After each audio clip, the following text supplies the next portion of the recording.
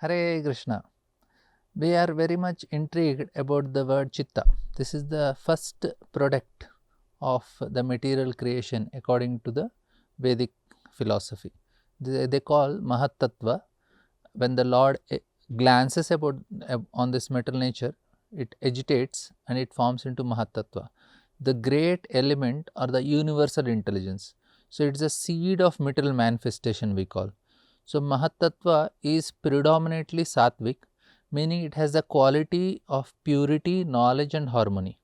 Now, in context of individual psychology, Mahatattva corresponds to Chitta, the subtle layer of consciousness. So, this is a very important concept, very important item to understand, which helps us to know how we are born in this material world and what is happening to us and how can we come out of it. So, this Chitta, this subtle layer of consciousness is to be very nicely understood. So, we will try to deeply understand this concept of Chitta.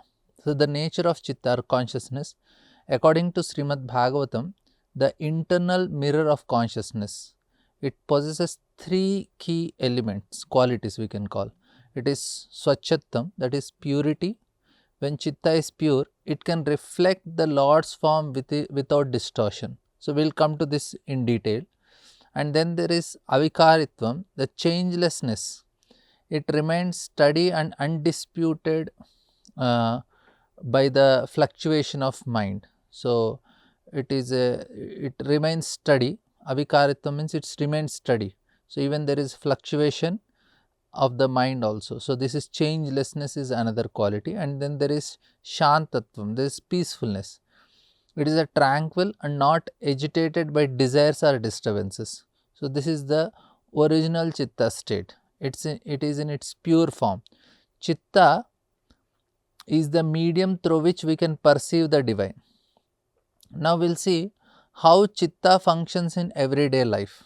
So, we all have Chitta, like Krishna says, Machchitta Madgata Prana Bodhayanta Parasparam. So, what is this Chitta which Krishna is referring to and how it is functioning in our everyday life? So, to understand how Chitta works, a practical analogy is given. Like Chitta is like a camera lens or mobile phone screen.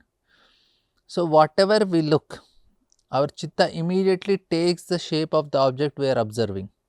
Say for example, if I look at a pizza, our Chitta is taking the shape of pizza.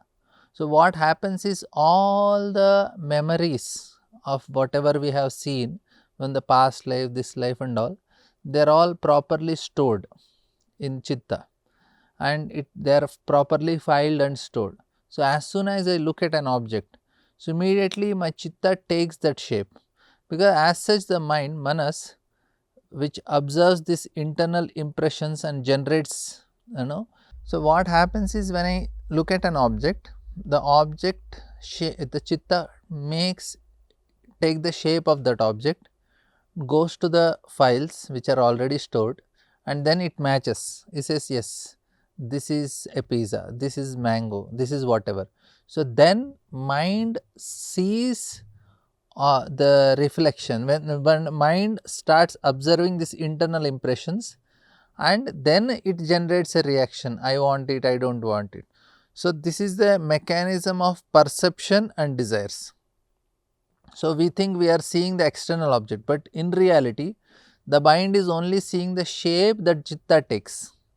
So, mind sees the shape that Chitta takes. The Chitta is the canvas upon which external images are projected and mentally processed. So, that is why our external environment enters our consciousness and begins to shape it. So, Chitta is the interface between the external world and our internal experiences.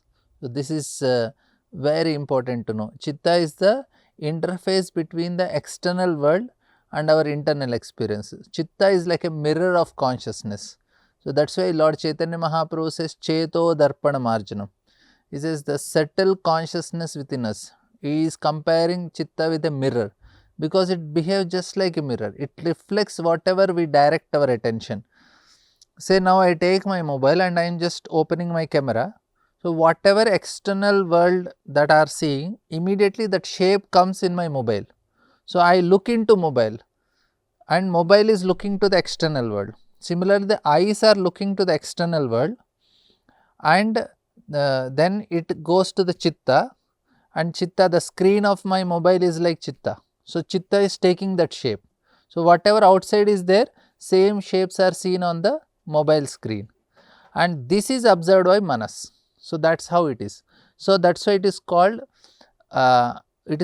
the mirror. So, it reflects whatever we direct our attention. So, if I am showing a cloth shop, or if I am showing a bakery, if I am showing a movie, anything I am showing, immediately the chitta is taking. So, it observes the impressions from the external world.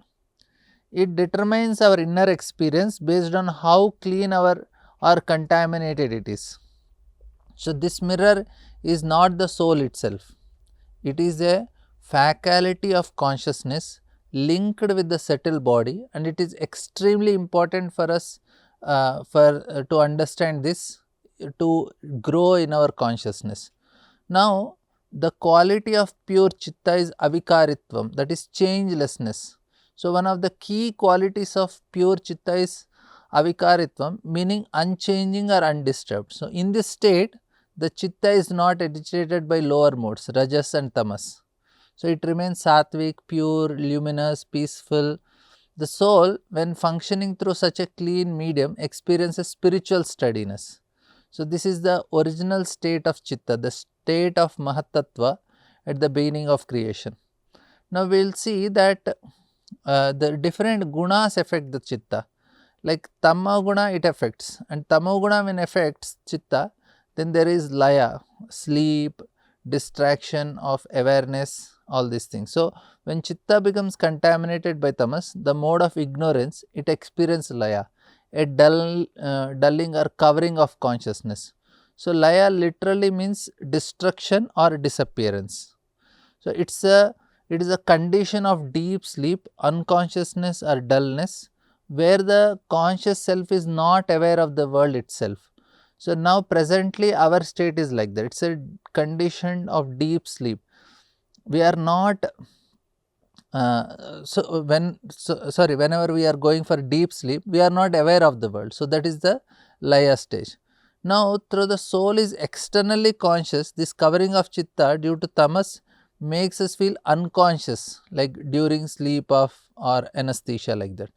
Now, this is why, like if a person has pure chitta, because our chitta has ignorance, that is why we go for sleep.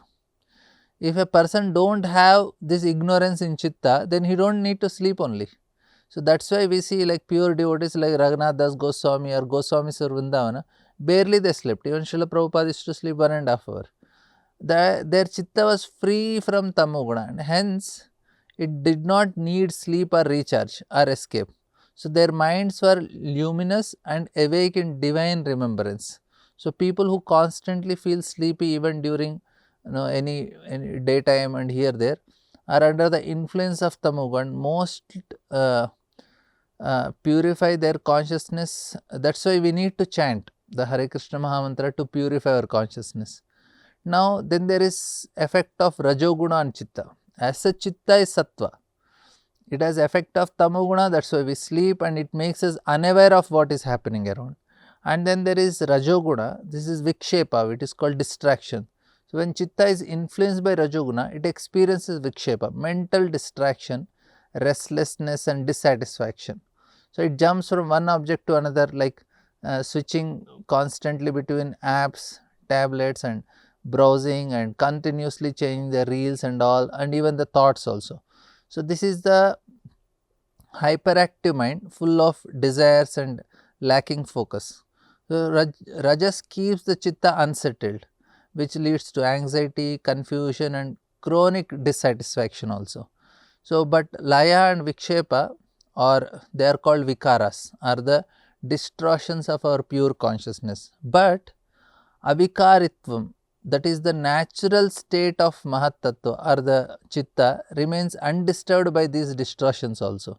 That means it can be in a pure state all the time. So, now negative emotions and impure chitta, we will try to understand this. Like another sign of impure chitta is the dominance of three core emotions. What are the emotions? Raga and krodha and bhaya, attachment, anger and fear. Now, when these are strongly present, it reveals that chitta is still under the grip of false ego, ahankara. So, these emotions are reactions based on bodily identification and conditioned desires.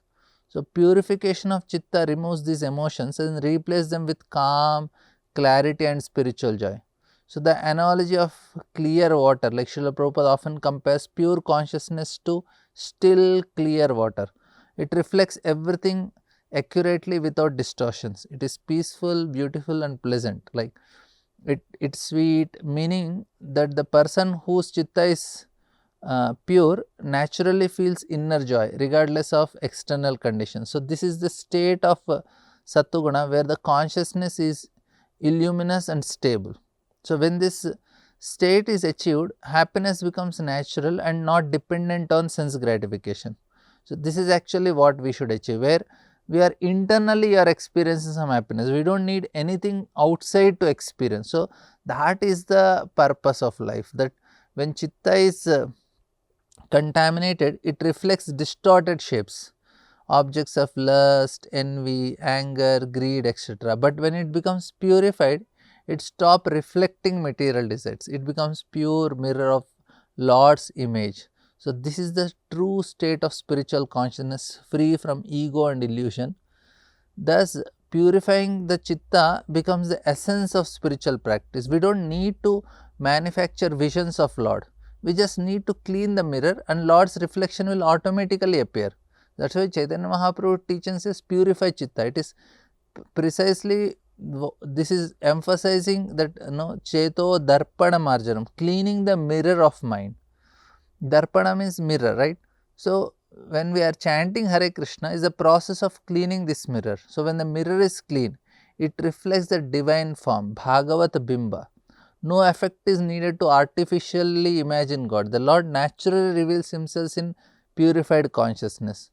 So, the point is creation begins when the time disturbs the Prakriti, and first outcome is Mahat Tattva or universal consciousness. This Mahat Tattva manifests in us as Chitta, the subtle faculty of consciousness, and chitta reflects the world around us, shaping our experiences, desires and identity.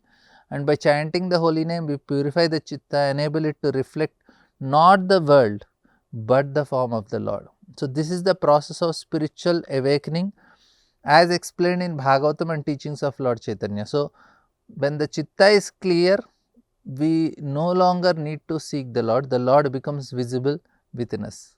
Hare Krishna.